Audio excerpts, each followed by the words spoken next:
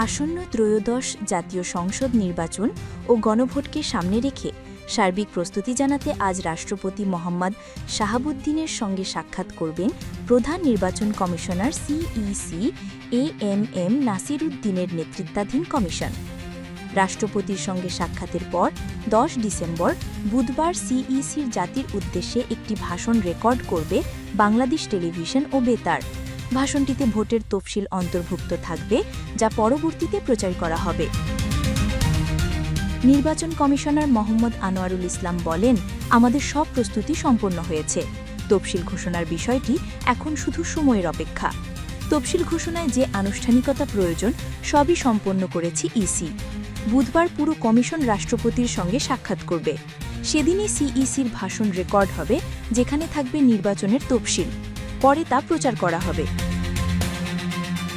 এবারই প্রথমবারের মতো আওয়ামী লীগকে ছাড়াই জাতীয় নির্বাচন আয়োজন করতে যাচ্ছে নির্বাচন কমিশন। জুলাই মাসের গণ অভ্যুত্থানে দলটির পতন ও পরবর্তীতে কার্যক্রম নিষিদ্ধ হওয়ায় তাদের নিবন্ধনও স্থগিত রাখা হয়েছে। ফলে নৌকা প্রতীকটি ব্যালট পেপারে থাকছে না। নিবন্ধন স্থগিত থাকলে দলের নিজস্ব প্রতীকে নির্বাচনে অংশ নেওয়ার সুযোগ থাকে না। প্রথমবারের মতো প্রবাসী ভোটার, দেশের ভেতরে দায়িত্বপ্রাপ্ত সরকারি কর্মকর্তা এবং কয়েদিরা আইটি সাপোর্টেড পোস্টাল ব্যালটের মাধ্যমে ভোট দিতে পারবেন। এছাড়া কোনো দল জোট গঠন করলেও এবার নিজেদের প্রতীকের বাইরে অন্য দলের প্রতীকে ভোটে অংশ নেওয়ার সুযোগ রাখেনি নির্বাচন কমিশন। ত্রয়োদশ জাতীয় সংসদ নির্বাচনে ভোট দেবেন প্রায় 13 কোটি নাগরিক। সর্বশেষ হালনাগাদ ভোটার তালিকা অনুযায়ী নিবন্ধিত ভোটার সংখ্যা 12,96,95,183 জন।